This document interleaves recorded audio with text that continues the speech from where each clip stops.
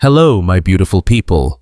Welcome to Docentes DigitalesTV, the most complete spoken English course on all of YouTube. Here, you'll learn how to speak English effortlessly, just by listening to stories and answering questions out loud. No need to memorize vocabulary or look up definitions. At the end of each story, you'll get a full vocabulary review of the less common words, explained with real-life examples. So sit back, relax, and let's begin today's story. My name is Chris, and I'm a musician. I don't mean someone who plays a bit of guitar at family gatherings or sings in the shower.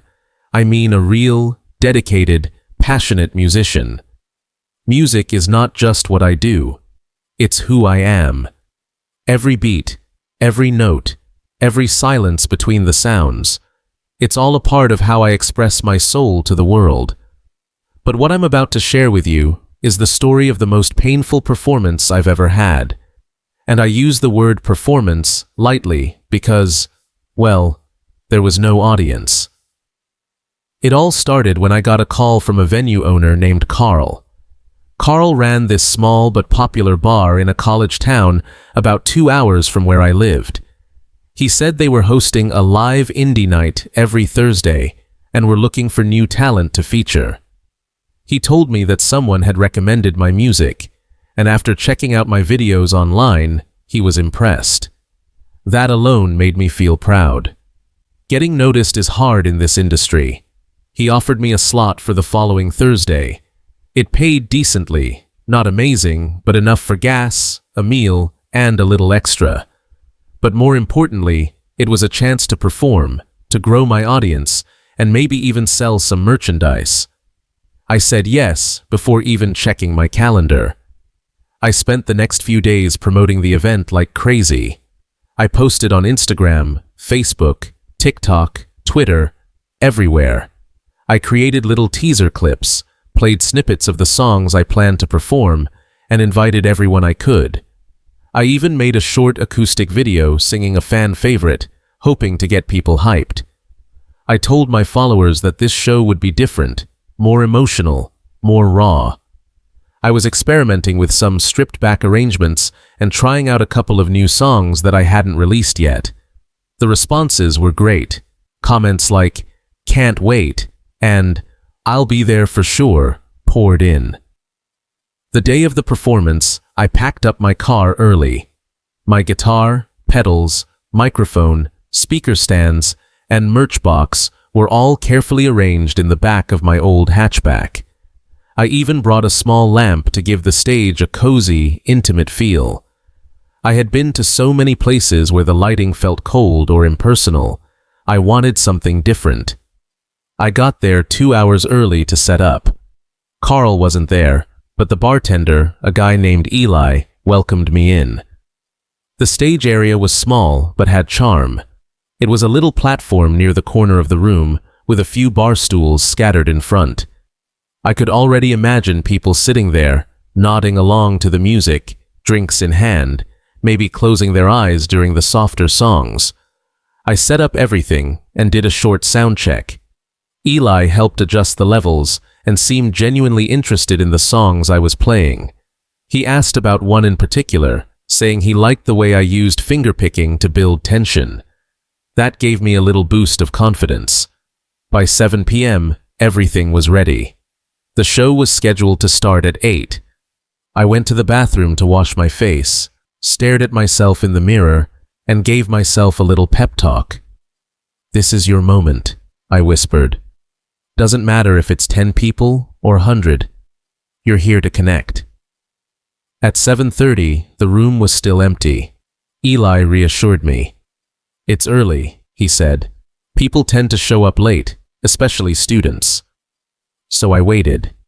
I tuned my guitar again, checked my phone for new messages, and even went live on Instagram for a few minutes to show the setup. But 8 p.m. came and went. Still, no one. By 8:15, I was starting to feel that horrible feeling in the pit of my stomach. You know the one, when your expectations start to shatter, one crack at a time. I kept glancing at the door, hoping someone, anyone, would walk in. Eli poured himself a soda and leaned against the bar. "Hey man," he said, "want a drink on the house?"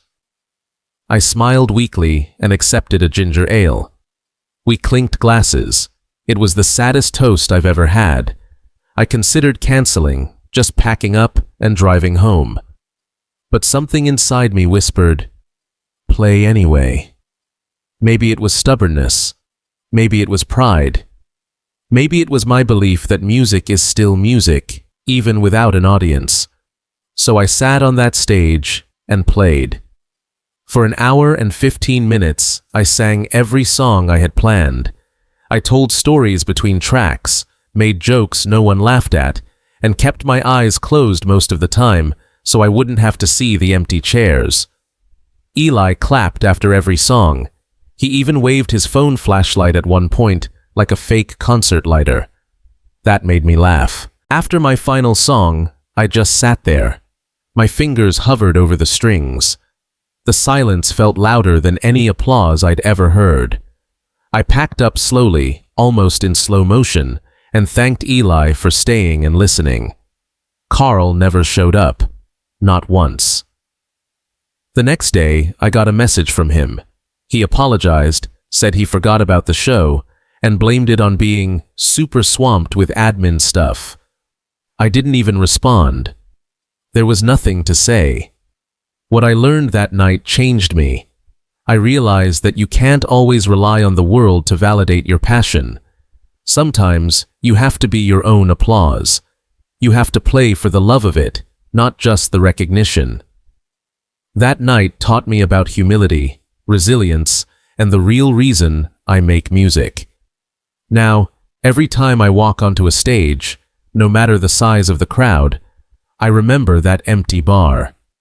And I play like I'm still on that lonely little platform, giving everything to the silence, because the silence deserves it too. That's my story. But it's not the end.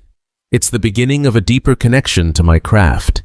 It's why, even after that night, I never stopped writing, never stopped singing, and never stopped believing that music is worth sharing, even if no one's listening. Now it's your turn to test your memory and understanding of the story. If you've made it this far, congratulations. Now, focus, because we have a little quiz to reinforce what you've learned. Remember, answer each question out loud. You'll have 5 seconds to respond before the next one begins. Let's start. Who called Chris to offer him a performance opportunity at the bar?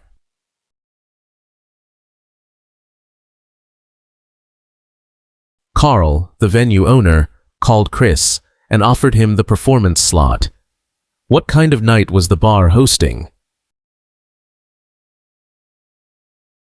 They were hosting a live indie night featuring new musical talent. How did Chris promote the event?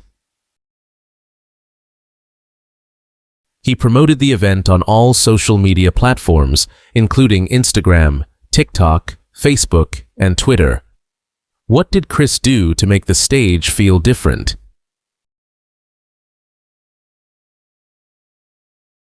He brought a small lamp to create a cozy, intimate lighting atmosphere. What was Eli's role at the venue? Eli was the bartender who welcomed Chris and helped with the sound check. What time was the show supposed to start? The show was supposed to start at 8 p.m. How many people showed up to the performance? No one from the public showed up. Only Eli was there. Why did Chris decide to perform anyway? He felt music was worth playing even without an audience, and he wanted to honor his commitment. What did Carl say the next day? Carl apologized, saying he forgot about the show because he was swamped with admin work. What lesson did Chris learn from the experience? He learned that true passion isn't dependent on applause and that music is still worth sharing even if no one listens. Now, let's move on to the vocabulary explanation for the less common words used in this story.